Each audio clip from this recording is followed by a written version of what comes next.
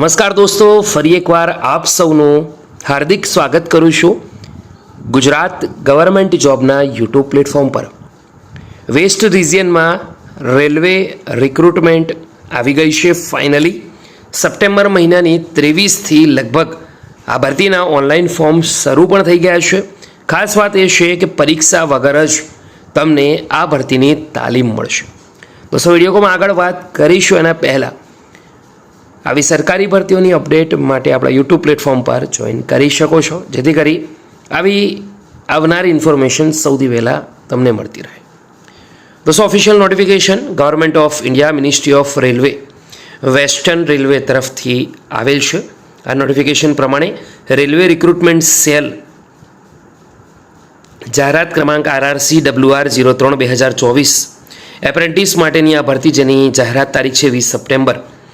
દોસ્તો, ફોર્મ ભરવાના 23 સપ્ટેમ્બરથી શરૂ થઈ ગયા છે. આવનાર મહિનાની 22 ઓક્ટોબર સુધી ફોર્મ ભરી શકાશે, જેની વેબસાઇટ છે rrc-wr.com. આ વેબસાઇટ પર જઈને તમે ઓનલાઈન માધ્યમથી અરજી કરી શકશો. દોસ્તો, અરજી ફક્ત ઓનલાઈન માધ્યમથી જ કરવાની રહેશે. એ જ ક્રાઇટેરિયા 22 ઓક્ટોબરની તારીખના રોજ ગણાશે. Applicant should have completed 15 years of age and should not have completed 24 years of age on 22nd October.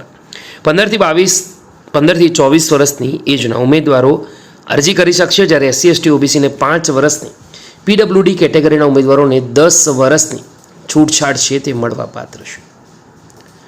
દોસ્તો, હવે આપણે નજર કરીશું એક્સ સર્વિસમેન. તો એક્સ સર્વિસમેનને અપર એજ લિમિટેશન 10 વર્ષની રહેશે. આ ઉપરાંત આગળ વાત કરીશું કોમ્યુનિટી કેટેગરીની. તેમાં એપ્લિકન્ટ શુડ બી બોર્ન, એટલે કે કઈ તારીખથી કઈ તારીખ સુધી જન્મેલા હોવા જોઈએ તેને લગતી માહિતી આપવામાં આવી છે. ક્વોલિફિકેશનની વાત કરીએ, applicant should have already pass the prescribe qualification on the date of issue of this notification. તો વિવિધ ટેકનિકલ છે.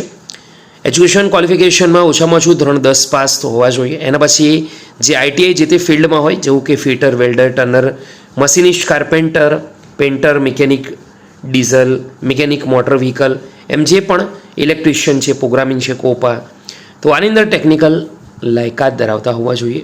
દોસ્તો, આ છે શૈક્ષણિક લાયકાત અને ટેકનિકલ લાયકાતની ઇન્ફોર્મેશન. આગળ વાત કરીશું જે મહત્વપૂર્ણ અપડેટ છે એ પ્રમાણે રિઝર્વેશન ફોર EWS. એના પછી આવશે પેમેન્ટ ઓફ ફી. ₹100 ફી ભરવાની છે, જે નોન રિફંડેબલ છે. જ્યારે SC/ST PWD વુમન કેન્ડિડેટ એક પણ રૂપિયા ફી ભરવાની રહેતી નથી. તો એ તમારે ધ્યાનમાં રાખવાનું છે. દોસ્તો, ઓનલાઈન માધ્યમથી અરજી કર્યા પછી તમે ફી પણ ભરી શકશો, એ તમારે ખાસ ધ્યાનમાં રાખવાનું છે.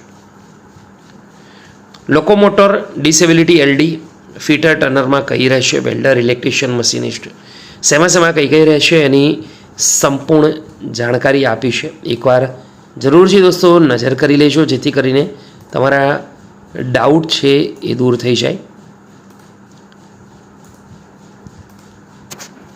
આગળ વાત કરીએ વિઝિબિલિટી ઇમ્પાયર્ડ, એટલે કે VI. એના પછી hearing impaired HI, multiple disorder MD. તો જે પણ ફિઝિકલ કેન્ડિડેટ છે જે PWD કેટેગરીના છે, તો એવા ઉમેદવારો માટે અહીંયા સંપૂર્ણ જાણકારી આપવામાં આવી છે. મોડ ઓફ સિલેક્શન, તો there will be no return test or viva. જે તમારી શૈક્ષણિક લાયકાત છે એના મેરિટ બનશે, તમે જે માર્ક્સ મેળવેલ છે એના બેઝ પર. 1 વર્ષની એપ્રેન્ટિસ રહેશે, એ પ્રમાણે તમને સ્ટાઇપેન્ડ પણ આપવામાં આવશે.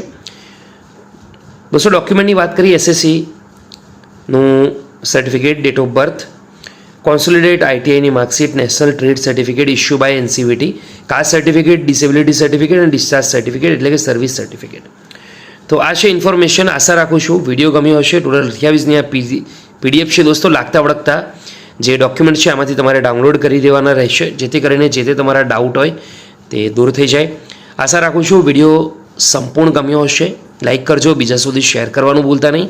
આ ઉપરાંત આ વેબસાઇટની લિંક તમને આજની વિડીયોની નીચે મળશે.